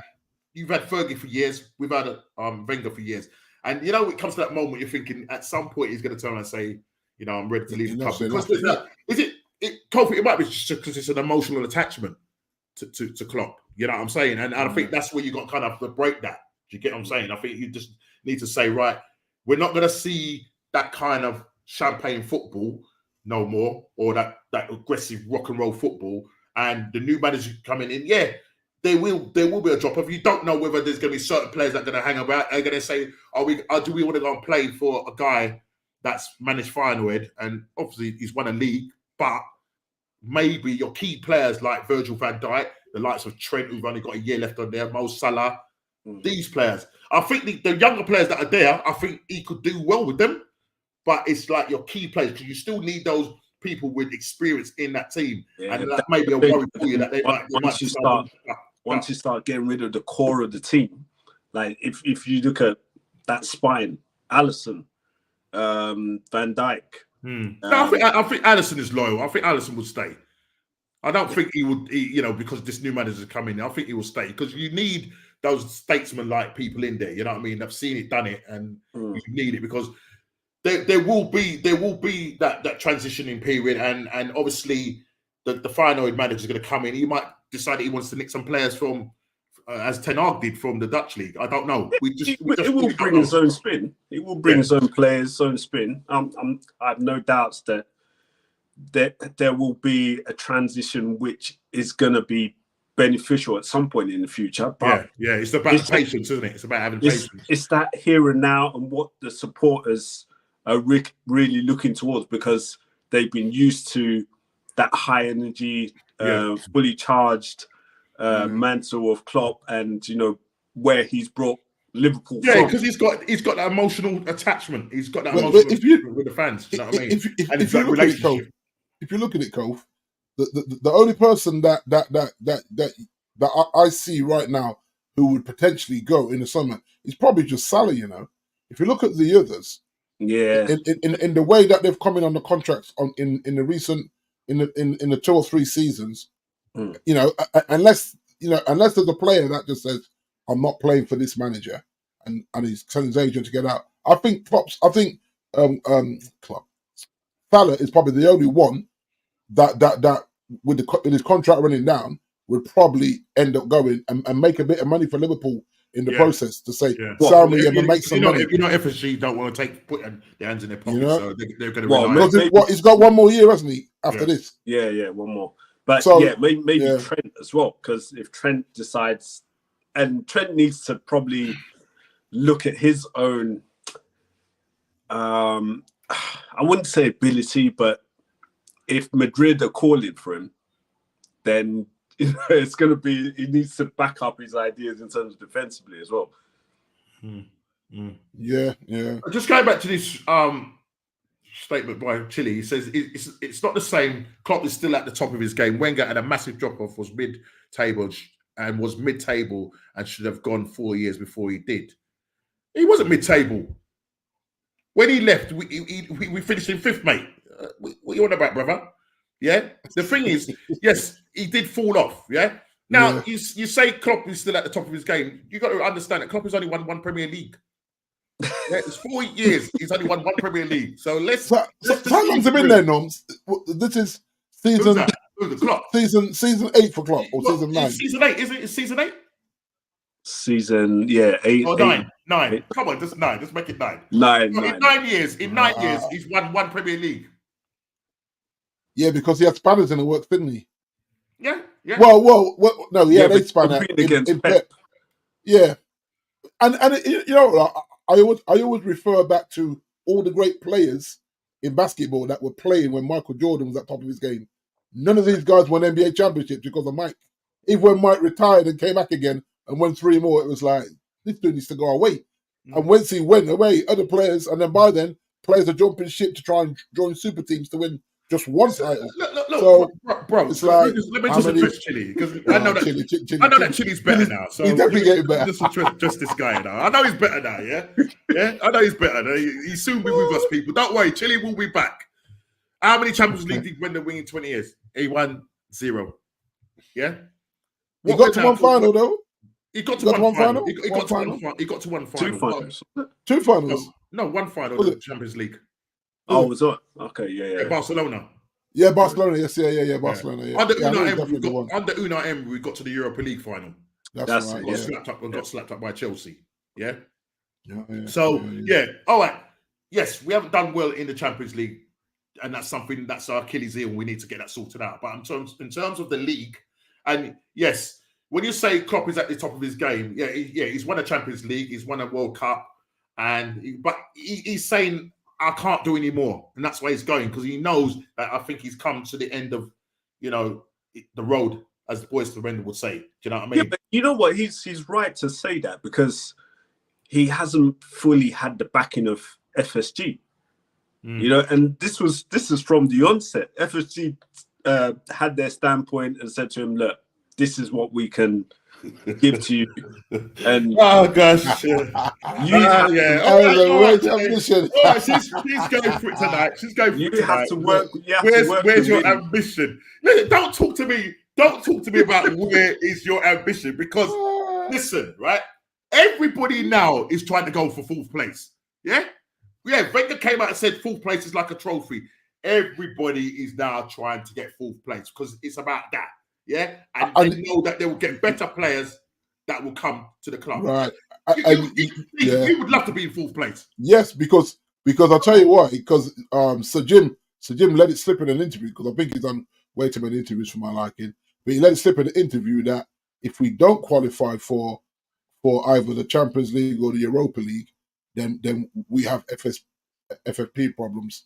Yeah. So straight away, whether Ten Hag stays or not, whoever comes in has to reduce that squad straight away. We got to get rid of players, otherwise we can't buy anybody because we haven't qualified for Champions League. Yeah. So the whole thing is a circus, and like I said at Christmas, if it looks like we can't qualify, do we go in another direction or we let it continue to fester? Now he'll say we got to another final. That's 3 rough. You say I've got to them to 3 finals in my first 2 seasons, even though he won one and lost one. But the truth is, the money, the money at the end of the rainbow is Champions League football. For you to allow to run your club without breaking the financial fair play rules, Champions League football is a must, and we're not getting it, Norms. So it's like, what are we doing here? And not only that, you don't, even though we attracted players under Jose when we was in Europa League, in general, players coming into your club want to play at the top competition. 100%. Away from the league, and that is Champions League football. And because now with Arsenal and Man City, neither of them get into the final, then the 5th spot is gone. So not even 5th spot can help you out. So we could say, oh, okay, let's just throw the kitchen sink at it and get to 5th, but it don't matter. It doesn't matter now. It would have only mattered if Arsenal or Man City went ahead and won. 5th would have mattered, because I think if one of you guys have won them, I think 5th comes back into play. If one of you guys have won, 100%. So, it nicely moves it into your game, D, at the weekend. And I did say to you that if you're coming on the show, have some shame. You really need to be wearing a paper bag over your head. You need to be hiding that badge. Yeah, you robbed Coventry. Yeah. No. I know you are Coventry. Let me finish, brother. Let me finish.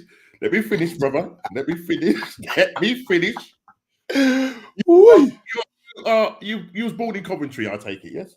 Born and bred, my guy. The city, however, the city with 2 cathedrals. How many cities can brag that? We got 2 cathedrals. That's how bad boy my city is, you know what I mean? 2 cathedrals. Yeah, okay, fair enough. Yeah. and boy, you certainly needed prayer, mate. Right? Wow. Because D, 3-0 up. You're 3-0 up, brother. Yeah. Yep. Now I want to ask this question. People, the narrative is that when Ten Hag decided that he was going to make some substitutions and that, the game turned on its head. Now, I just want to get the point across here. Is it Ten Hag's fault because of the substitutions made, or is it down to the players that they just don't want to fight for this club? Because it's like, you saw it when the winning penalty went in. You saw Rasmus. Yeah. And the thing is, Goldberg will do Rasmus. Yeah. He was the only one celebrating. I think Dallo went over to him or Ericsson or whatever because of countryman and that. But the rest of the team, they were like, bro, I feel quite embarrassed about this. Was this an embarrassing win in a terrible... You cannot be 3-0 up against a team that's sitting 8th place in the championship. And these guys, they were playing in sky blue. They look like Man City against you guys. And I feel sorry. Yeah, I actually think psychologically, there were some Man United players at 3-0 up who literally the arrogance of them felt like, yeah, man, it's done. And so I mean, in my mind, Ten Hag should have been able to make the subs, Norm. I'm not saying they were the correct subs, but he should have been able to shuffle his pack. And I look at that. And I'm not even playing Football Manager. This is me. Scott McSauce cannot get into the midfield for Scotland. He plays at centre back for Scotland. So why the heck would you put Casemiro at centre back when Scott McSauce naturally plays there for his country, not for us, but for his country? So we're short-handed, and you know what? I tip my hat to Harry. But then in the end, Harry, he's played for that badge, mate. So I'll tip my hat to Harry, even though even in the end, even he started to have some bozo moments. But I look at it and say, right, take Casemiro off, plot McSauce back to centre back. He's got his goal, so it don't matter. You've already got your goal, mate. So it don't matter if you get another one, and you shore it up. You just go very defensive minded, even if it means giving City the ball and soaking it up and just playing counter-attack football, what we normally do. Play like we're the lesser team at 3-0 up, as in we go more defensive. But to be that open at 3-0 up, you make the subs, and it's almost like those subs just unbalance the whole team. And then, and Norm, we saw this against Copenhagen. We did this against Galatasaray. This is nothing new for me. At 3-0, Jason, I sent Jason a message saying, we're 3-0 up, but you know you can't trust this lot. Because you're thinking, okay, 3-0 up. And I knew he was going to make some subs because players look a bit leggy out there. A few look a bit leggy. But make the right subs and say to Scott, you do this for your country, now do it for me. You're going to play next area at centre back. And then you pack the midfield. You take one of the forward players off, you pack the midfield, and you play the lone striker. You go into whatever, a 3-5-1 or whatever. You just in-game management. And like I say, we couldn't do it against Copenhagen. We couldn't get. That's why we were bottom of our Champions League group. So when I say these guys have got previous norms, they got previous. They're absolute disgrace. And at the end of the day, I watched City. I watched the City against Wolves game, and they just harried Wolves. They never gave Wolves a moment to settle. So for them to come back, I mean, okay, the VAR situation there. It was a toenail, isn't it, of that guy's. I mean, they said it was a toenail, but as we know, norms, they can draw the lines how they want to draw the lines at the end of the day. And if that goal has stood, I'm shaking every Cop City fan's hand. It is what 100%. It is, because we should be able to close the back door at 3-0 up and see out the game. Even if we concede one, that's it. Well, listen, the first. And so in-game management. Who took the first penalty? Casemiro. And his legs were. And the thing is, it's like when I saw that, I went, Cas should have been subbed. Now, and that's not knocking him, because I think it takes a lot of guts to go and take the first one. And he did what my guy did in the Champions League. What Man City guy did. He's going to just scrub down the middle, hoping that the goalkeeper's going to dive, and the goalkeeper went, "Thank you," and he went, "Unbelievable." I mean, we was both watching it, you know, because I had you on FaceTime, and when Casemiro, I could see your faces that Casemiro has dismissed. I was like, bro. And I'm not going to even bash him, because there was bare people like Anthony, all them mans, all shying away from it. Rashford got himself subbed because he never had the heart for a penalty. Yeah, I mean, the fans booed him. You know what I mean? Like, and I think I said this a few weeks ago. I think for both parties, need a break from each other, which is sad, because he's a man. You know, he's man. Yeah, he's a man. But yeah, it feels like it's just gone horribly wrong for him. And we spoke about Saka doing this norm. You know, have a bad game and you limp off. Rashford started to do it now. That's the third time I've seen him do it. And then even when he came out in his tracksuit to go on to the coach, he's really exaggerating the limp now. He's not in the squad now. He's not. It's Walker Shape. He's not even in the squad tonight. He's not even on the bench now. Not even on the bench. Wow. Guys, if you're in the chat, please hit that like button, subscribe and share. Please smash that like button, guys. So if Rashford, and I hope this is what I hope he doesn't do. I hope he doesn't stay injured and waiting for May's Cup final, because I'll be fuming. If he come back for the Cup final and misses all the rest of these games where we need our so-called best players to, and maybe this is Ahmad's time to step up. He hasn't even started Ahmad tonight. No. He started Anthony. After what Anthony did, he said, Anthony was provoked. It doesn't really matter. Yeah. Have some class. I even said it to you, D. And Ten Hag, is this guy deluded or what? Yeah, the press conferences are getting worse now. It's mad to watch, because I think I say it every week, Norm. Nice to himself for the fans. What game did he just watch? I'm not saying go on there and throw your team under the bus, by no means. That's not. Take some shame, man, and say, look. Just say that he's allowed to say we're just not good enough at the moment in protecting leads and stuff. Don't start giving it the big one because we won on penalties, because the truth is you should be giving Andre Onana like double wages this week, because he a brilliant save, and he took a yellow card because he said he knows the rules. He knew that he wouldn't miss the game, and he went and got in that City player's head. And I said to Sheena, look in his eyes, man. His eyes are telling me he's going to sky this. We saw it. The last game. He looked in his eyes and said, he's putting this over the bar. And that's what he exactly did. For Onana, it was great gamesmanship. I'm not saying that we should be doing that, but you watch the Villa keeper do this all the time, and everyone said, that's just his character. So I thought Onana, he went and said something to him. Well, no, Bruno started it. When Bruno scored his penalty, Bruno said something to the goalkeeper, and he's walking away. He's saying to the goalkeeper, he's still walking away. I said, what's Bruno chatting about? He just scored, mate. Why are you still... But like Bruno was trying to psych out the goalie. But then when Onana went to the player and said something, and the referee said, you get a yellow card for that. I said, yeah, cool. Because he knew it wouldn't cost him the place in the final. So he chatted a load of smack to him, probably a load of judge or whatever, and got his head completely fried. And my man just took a conversion kick. And so I look at Onana, great save. And obviously he bailed out Casemiro. And the thing is, in the crunch moment, and I say this all the time, penalties are a cruel way to get knocked out. I prefer the sudden death golden goal personally. You've got your what's his called him? Roy Keane. Keano, yeah. Coming out and saying, I don't like these players.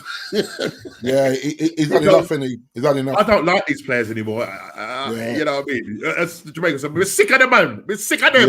Yeah. and the thing is, in the ideal world, you'd probably keep Onana, you keep Leacher, the two young lads, Garnacho and what's his name? Garnacho and Mainu. And then just strip that squad back after that and start again. But in the reality, those high wages won't allow us to do that. Because honestly, like I say, if City had won that, I wouldn't have fought away. Because I think if you can't defend a 3-0 lead, like we couldn't against... Well, in the Champions League, we were getting ahead and conceding within 3 or 4 minutes. Getting ahead, concede, and it was like, we just can't hold a lead here. But to not hold a 3-0 lead is an absolute disgrace. It really and it's against a championship side. Yeah. And the thing is, the thing is, Norm, it's funny, right? Because when they beat Wolves, and Wolves are a Premier League side, there wasn't this emphasis on them being a championship side. But because it's United, the narrative is always, but everyone's conveniently forgotten that they absolutely turned Wolves over. And Wolves are not they're not a crap team. And Wolves got to, I don't think we're that much better in consistency than Wolves have been this season. And City absolutely dominated them in the round before. So for City, we're never going to go to Wembley, just lay down and die because it was United. And I respect them for that. Remember, Mark Robbins actually won the FA Cup with United. Can I just say this quickly? Calvin said he couldn't be on the show tonight or in the chat. And he actually said, can I send this message to D? So you nicely reminded me there. So let me read what Calvin sent me earlier on today. Go on. He says, hi, Norms. I'm working tonight, so I can't be on the chat, mate. But please say to Big D on the podcast, had Mark Robbins' Coventry team beaten Man U at Wembley semi-final, then Eric Ten Hag would have been sacked. Monday gone. Right? Oh, yeah, that's definitely. Yeah. And then he comes out and says, Mark Robbins winning goal for Man United, FA Cup saved Fergie's job back in '91, and that is the case. Wow. That is the case, and you can't. Yes, because you remember the fans had turned on Fergie. Yep. Because the fans didn't want to be patient, even though he's doing well in Scotland. They were like, "This is Man United. He's got to be doing something." And that game, that goal, that man saved his job, and the rest is history. Yep. So you look at that.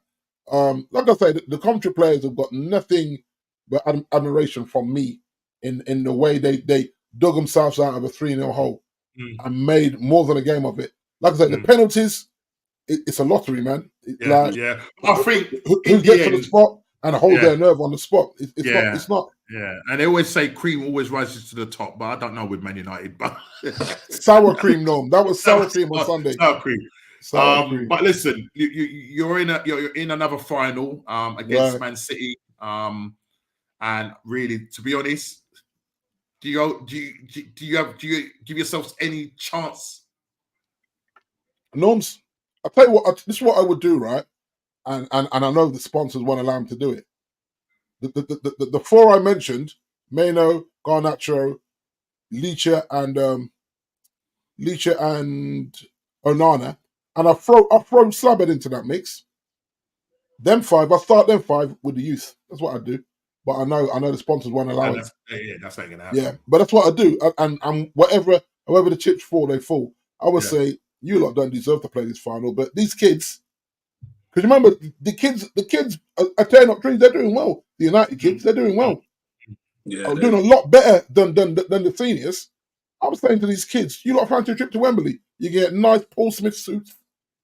a lovely day out, and all free tickets for your families, for your immediate family, your mum and dad, and all that, your brothers and sisters. They're definitely motivated. Yeah, I'm taking the kids to Wembley. I am, but I know they want the sponsorship and endorsements and all the rest of it won't allow them to do that. Yeah. You know, do you how many major trophies has Ferguson won? Pep has won 33. On the spot, mate. I can't remember. Okay. It's got to be around that though, Craig. It's got to be in the 30s somewhere thereabouts. Yeah. I think Fergie and Pep are pretty much on par. Pep might actually elevate past him if he. You got to remember what he's won at Bayern Munich, what he's won. But the thing is, now what he's won here. So you might be. You have to win. Don't forget, Craig. You have to also add whatever Fergie won in Scotland with Aberdeen as well. Yeah. Because he won the league. He won the European Cup with them as well. So he won big in Scotland. That's how he got the United job. So if you had the Scottish line on, they're probably around par, Craig. I would say there or thereabouts. But they're both great managers.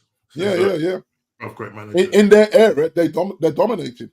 Pep is dominating. So there's no knocking from me there. You know what I mean? I'm not that rose tinted United fan that's just put your glasses on and don't see what I can see.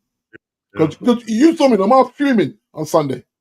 I was fuming. I'm chatting Norman on the TV's on. I'm saying, no, these lot, they want lynching, mate. And this is the thing as well, Kofi. Yeah. The wages. You can't be on that kind of money and not show up for work because we can't do it, Norm. It's embarrassing. None of us can go to work and not perform and think we're keeping our jobs. We're gone. 100%. Yeah, you know. And even up to last night, we had one our controller at 5 o'clock when he starts at 7, decides that my mental health ain't great today. I ain't coming into work. Drops everyone in the crap last night on you know what I mean? And I thought, hold on, mate. So you just decided 2 hours before you're supposed to be here that you ain't coming in and you mess up the whole night rotation now because you ain't come to work. Now these footballers think they can come, play half a game of football, then limp off the pitch and nobody can say nothing. There's nothing wrong with your leg, brother. You're just embarrassed that you're thinking a joint up. That's the boldness of and that's the problem. You know, Man United were absolutely embarrassed by that result. And listen, they're probably going to get even more embarrassed cup final day. So listen, everybody, let's all be heading down to Wembley, made whenever it is, and see what I go on this. But listen, it just moves us nicely on to our game yesterday. People. ABC Jackson 5. I told you, I'm Tito, mate. ABC. 1, 2, 3, yeah, baby. ABC, 1, 2, 3, yeah. I got 5 on it. We got everything on it, bro. 5 alive. You know what I mean? 5 live. They should have put that football match on 5 live last night. You understand? 5 live. It could have been 15 live. Yeah, because the way we battered them. Understand? The way we battered them. Everton 0, Liverpool 0, Man United 0, Sheffield United. So Craig keeping us up to it's that time. They already just kicked off. So we are coming down. Jackson 5 yesterday, guys. What a game of football. Listen, first time in 40 years, we put 5-0, basically.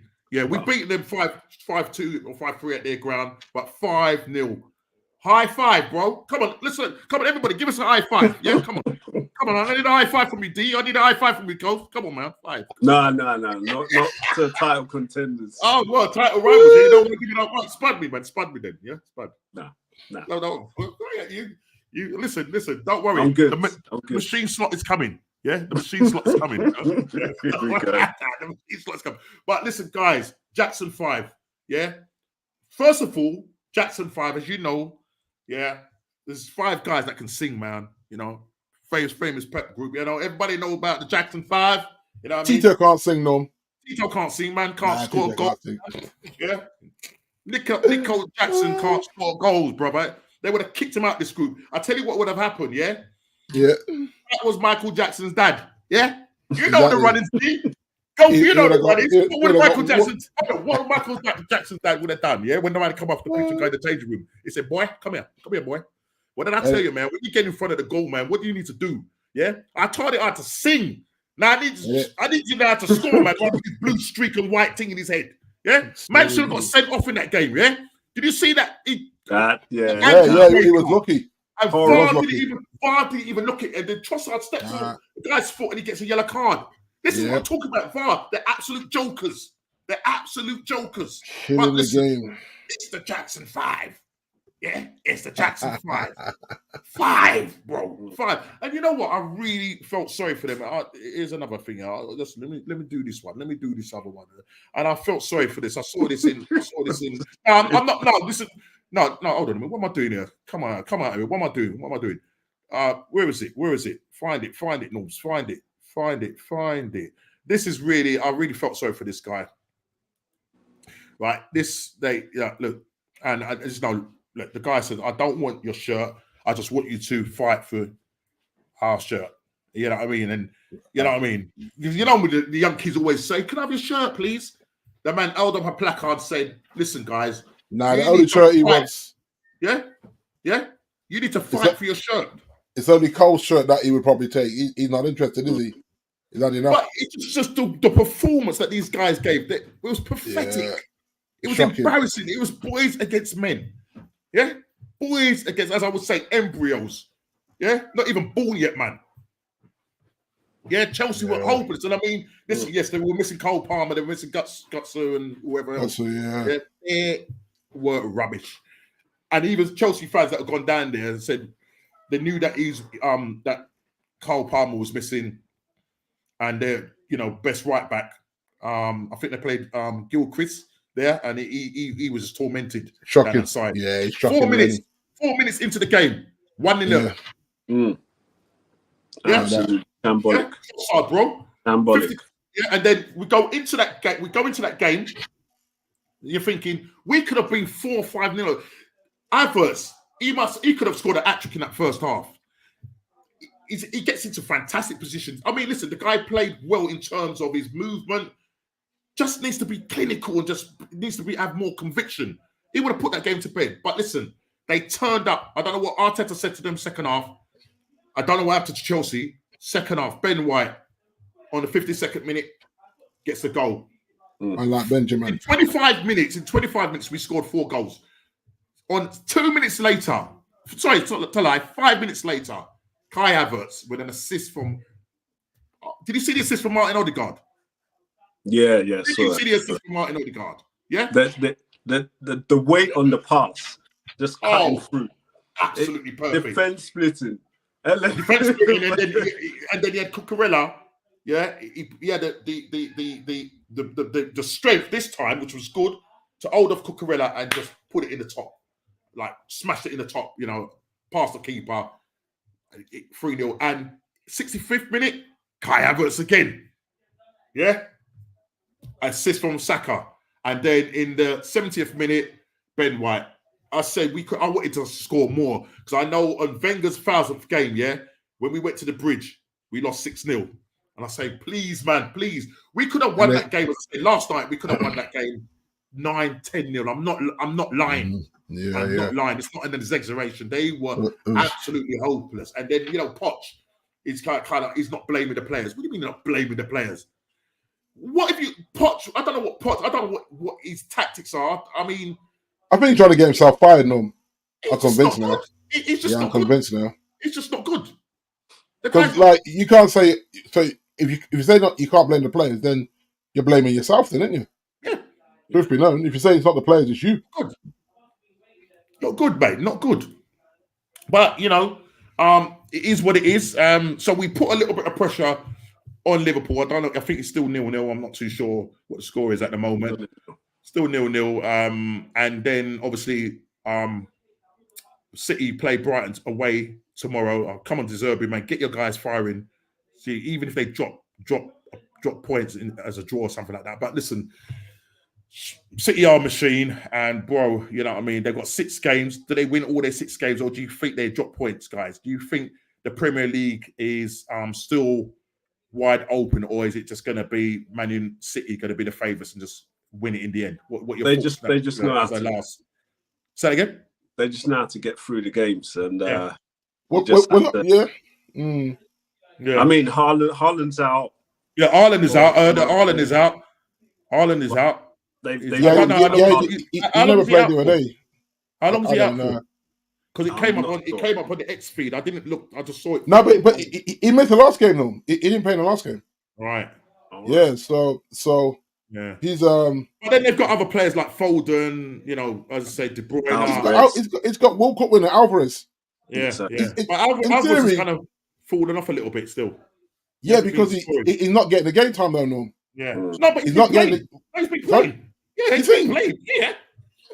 He's been playing, just like hasn't been scoring. Yeah, but it's interesting because the times that Pep's rested Foden, City look a little bit disjointed as well. It's almost like Foden and Rodri are their key players to play. Yeah. But the thing about for their better momentum. Yeah, but the thing about Rodri, if he's in that side, he doesn't lose a game. Yeah, that's a bad thing. Yeah, his record is unbelievable. He doesn't, he doesn't win. He doesn't lose a game. So that's the key for you guys. Is that Foden and Rodri underperform, and you'll see City look a bit disjointed there. And the thing is, I actually think all three of you will drop points. Yeah, I mean, listen, we got the North London derby coming up on this Sunday. And Dougie, forget that. When you come to Old Trafford, you're gonna drop points, bro. We'll see what happens. What we'll do is we'll give you a free goal start, yeah. Well, and then we win on penalties. You're not dropping any points at Old Trafford, mate. But no, so big North London derby this weekend. Listen, with us winning, smashing Chelsea 5-0, that really puts us in good stead going into that game. Yeah. Listen, Tottenham have had 15-day rest, yeah, and some people might say that's good for them, but then because we're in the zone, we're there, we're ready to go. I just think we could do it. The thing is, if they make it feisty, Alex could have been 10 if Havertz and Martinelli put away a couple chances. Yeah, absolutely, mate. Big up to you. If it's the first time, please hit that like button and subscribe, mate. Subscribe, because we're doing content every Wednesday. Yeah, so please hit that like button. But yeah, you're right. It could have been 10. It could have been 10, and that is no exaggeration. I'm not trying to gas up anybody. It could have been 10. You know what I mean? But in that North London derby, Tottenham really gonna put the spanner. Yeah, they're up for it, aren't they? We'll see. High line. Yeah. Let them play the high line, bro. Yeah, let them play the high line, bro. Listen, I'm gonna say this now, right? The same team that started against Chelsea, that needs to be the same team on Sunday. 100%. No Jorginho. Even with Saka. Yeah, Saka. Even with Saka. Yeah, you got to. You got to go with that team. That's the strongest team. That's the strongest team that we put out. Yeah, the back line, Ben White, Saliba. He's having a good season, Norman, Ben White. Yeah, he is. And it's funny that he don't want to play for England, no. Yeah, Saliba. Yeah, well, this is it. In that good season that he's having. He doesn't like Northgate, so it is what it is. Yeah. Saliba, Gabriel, and then Tommy Ashley has to play left back. There's no way I want Bart Simpson in there. No way. No Bart Simpson, left back, yeah? Right? And then the middle of the park, you've got Odegaard, Partey, and Rice, who has the freedom. I mean, just what's the name was doing? Partey was doing, getting that ball forward through the lines. As soon as he picks that ball up, his first thing is to get that ball forward. Yeah, and Odegaard was just running riot in that game, just running riot, mate. And then obviously your front three on the left-hand side, Trossard, Havertz down the middle, and Saka on the right. And then you've got the likes of Jesus to come off the bench. If you look at it, Norm, he has no reason to change that lineup now. As in terms of it's league or bust for you now. There's no cups or nothing going on. Just go for it now. Just go for it now. So if Partey's back and Partey says his legs are good, you play. And he played well yesterday. Till the rules come off. It's just a pity Partey was injury free, man. I think we would have won the league long time ago. Seriously, but I'm not saying by any massive margin, but you know what I mean. Definitely needed him there because with Havertz playing in that in the first half of the season, playing in that number 8 because Arteta didn't know where to play him. We just looked disjointed. Just trying to just put round eggs in square pegs in round holes. It just looked disjointed. You know what I mean? All right. Big up to you, man. Big up to you, bro. Big up to you. Tony D. That's Tony Dixon. What you say, bro? I just realized, Tony, big up to you, man. If you haven't subscribe, man. Yeah? Yeah, hit the subscribe button and like the team. Yeah? Big up to you. Man. But D, let's see the Fantasy Prem shout out, and then I will share the it should be up there, no? Oh, yes, right there. So let me just do that. Yeah, click on that. Yeah, click on that, my guy. And I think Malcolm X had, even though she's still sitting in 14th, she's scored quite high. Yeah. She's gone up. Well, she's leapfrogged. She's leapfrogged Carefree Mafia. Yeah. So she's in 14th now. Yeah. So she scored a solid 84 so far. Obviously, there's still points to come on from these games that are happening because it's a double game week for quite a few of the teams. But our big charger is my guy Phil, Godiva Warriors, 124 points, mate. He's absolutely cooking. Wow. So he's trying to make a late run. Yeah, he's trying to make a late run there. Del Grady leapfrog me with Klopp. Are you that 87? Yeah. And points. this Emmanuel Bosman, just consistent boy. Yeah, this guy on 2,000. I don't think nobody's going to be catching him. No, it's hard to catch him. He's going to have a stinker to get caught at some point. Yeah, but it's the top four. Top four is well. I think Phil's trying to get in the top four because that's a monster score there, and he'll still have players to play within these games in the midweek as well. So I mean, I'm on a low 40 there, but I didn't use a chip on purpose. I'm trying to play some mind games here, so I'm saving my chip for the other game week. Later on. For the other double game week, there's another double coming where I'm going to play. A lot of the guys have played their chips this week, which is cool.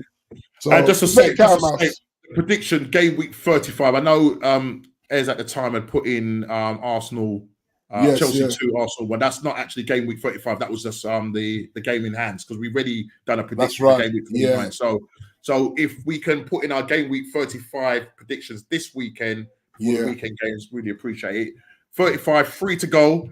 And let me quickly share the prediction league table. You see, and here we have it. Now I need to fix up because Ez got the exact score in the. I think it was. Oh, we got the green. Ez got a green. Yeah, he got the green, mate. He did, yes. Yeah, he was on 17 points. So wow, he's only 2 points behind me. So I need to really think about this because I don't want to be eating no chilies at the end of the season. And remember, if this the thing is, from last season, he still hasn't done his forfeit. So he has to still do his forfeit, and then depending on who ends up finishing 5th, if it's him, he has to do a double forfeit. Yeah, but I'm hoping and praying that I can sort myself out because he's only 2 points behind me right now. Kofi's still at the top on 27 points.